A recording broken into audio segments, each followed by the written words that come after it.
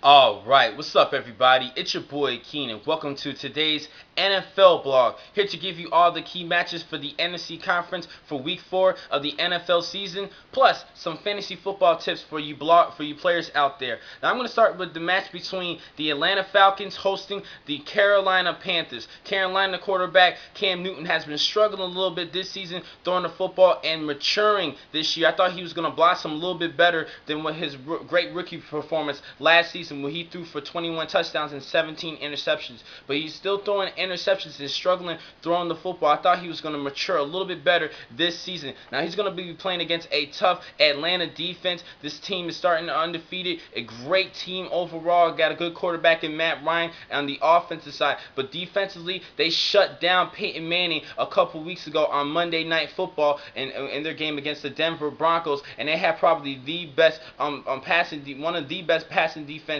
in the National Football League. A lot of receivers have been struggling against this defense. Now, for this matchup, I'm going to have to go with the Atlanta Falcons in this one. Because of that defense, I think their offense is getting everything together. For fantasy football play, many people were concerned about running back Michael Turner, but he had a great week last week, 14 carries, 80 yards, and a touchdown. That was 14 points running the football, and I think he's going to be good for a start against this Carolina Panther defense, who has been giving up a lot of points to running backs for the past couple of weeks, especially with the big surprise from running back Andre Brown a couple weeks ago when they played against the New York Giants. So I have to go with the Falcons in this matchup. Next game to look at, Minnesota's going to be playing at Detroit to face the Lions. Now, a lot of people are asking me questions about Titus Young, the receiver for the Lions, in fantasy play. He had his best week yet last week against the Tennessee Titans, and I still think you should sit him this week. If he has a good performance, then you should start him. I'm a little bit concerned. He did come off his best performance,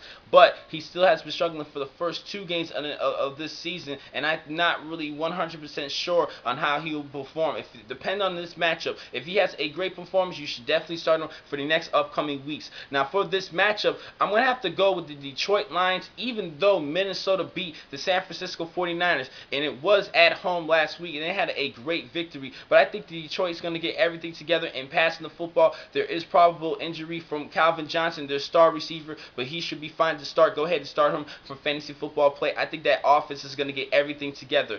Also, sleeper running back who finally blossomed, Mikel LaShore. He posted up 20 points last week in their game against the Tennessee Titans, and I think he's going to be a good NFL starter for fantasy play. So go right ahead and play him against the Minnesota Vikings. I think he's going to help out that offense a lot, and I think because of him and his performance last week, I think he's due for a good week to lead this Lions to a good victory. Next game to talk about, an NFC West matchup between the Seattle Seahawks and the St. Louis Rams. Seattle stole their win last week against the Green Bay Packers. I thought Green Bay had that interception. It was a bad call by the referees on that final play. Now, this St. Louis teams have been struggling offensively. Their leading receiver, Danny Amendola, I'm a little bit concerned to see how he performs this week. He struggled last week, but he had a good 20-point performance 2 weeks ago. And this all relies on the shoulders of Sam Bradford. He has been getting sacked a lot of hurries. He's been struggling a little bit this season at passing the football,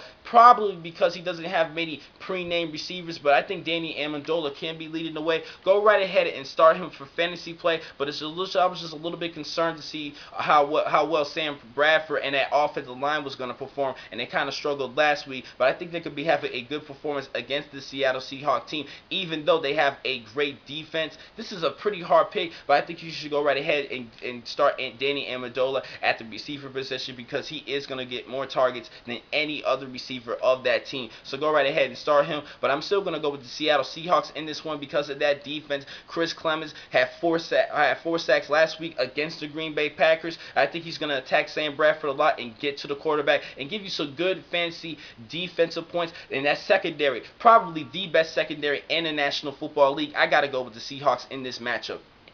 Next game to look at, the New Orleans Saints is traveling to Green Bay to face the Packers. Now they had a great matchup last week in week 1 of the 2011 season, and both quarterbacks, Aaron Rodgers and Drew Brees, threw out great passing displays in that matchup, and I think it's going to be the same in this game. But for this matchup, I'm going to have to go with the Green Bay Packers in this one because they have the home field advantage, and their defense is just a little bit better than the New Orleans Saints, who have been struggling. I think this Saint team needs to push that panic radar button after this game because they have been losing a lot this season, and it was a pretty bad shocker for me. I thought this team was going to do a lot better, at least pull off that week 1 win against the Washington Redskins. But hey, anything can happen on any given Sunday, and they're ending up blowing this team because of this off-field acquisitions of the Bounty Hunt program. Next game to look at, Tampa Bay is going to be hosting the Washington Redskins. Now this is going to be a hard pick for me. RG3 was doing it all. He's running the football well. He's a good fantasy quarterback. Go right ahead and start him. You must be an idiot if you did not.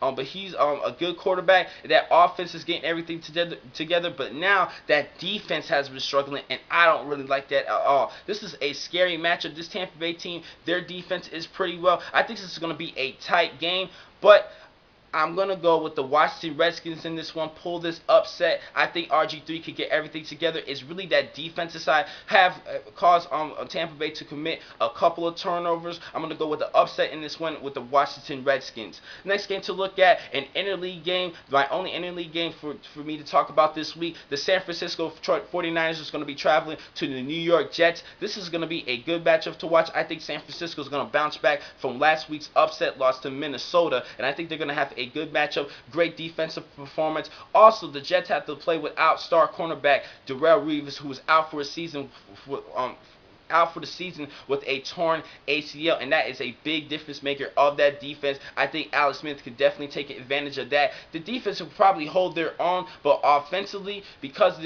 of their lack of ability to run the football effectively, and San Francisco is a run-affected team, it gives San Francisco to work more on coverage on their passing attack because of how bad the New York Jets have been struggling this season. So Mark Sanchez is going to be that go-to guy, obviously, be that true leader, that captain, and have a good performance in order to beat the San Francisco defense, and I don't think that's going to happen. I have to go with San Francisco all the way in this matchup.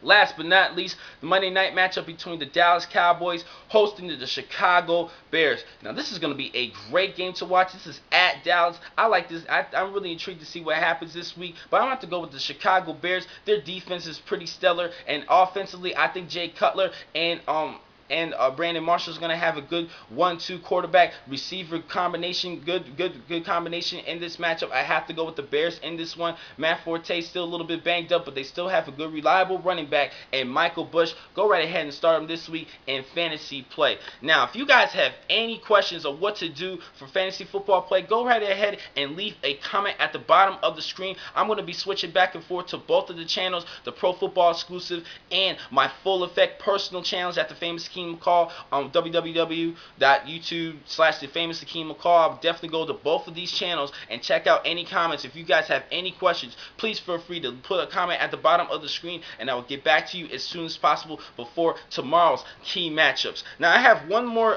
fantasy little tip for you guys this week with CJ Spiller. I forgot to mention him. He's still dealing with that shoulder injury. Now, he's going to be splitting carries with him, Fred Jackson, and he'll be back this week, but he's still a little banged up, and Deshaun Choice. So the carries is going to be limited to all three of these players. They're going to be sharing everything. For this week, I strongly suggest you guys not to start Fred Jackson. Just sit out this week. Play it safe and not play him this week. Like I mentioned before, Michaela Short is still a good, reliable running back.